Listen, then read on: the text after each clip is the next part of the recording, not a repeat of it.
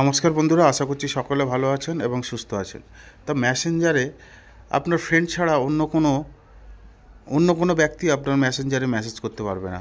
চমৎকার একটা সেটিংস নিয়ে এসেছি। আমরা ফেসবুকে কি দেখি যে আমাদের ফ্রেন্ডস লিস্টে কিন্তু কোনো সেই ব্যক্তি নেই, কিন্তু সে তাও আমাদেরকে মেসেঞ্জারে মেসেজ করতে পারে। কিন্তু আজকে একটা এমন সেটিংস আপনাদের সামনে নিয়ে এসেছি, ওই সেটিংসটা যদি আপনারা করে নেন তাহলে আগামী দিনে আপনার ফ্রেন্ডস লিস্টে ফ্রেন্ডস ছাড়া অন্য কোনো তৃতীয় ব্যক্তি আপনার মেসেঞ্জারে মেসেজ করতে পারবে না। দ্রুততার সঙ্গে আপনারা ভিডিওটি কন্টিনিউ করুন এবং ওইভাবে আপনারা সেটিংসটি করে নিন। আশা করছি আপনাদের সকলের ভালো লাগবে।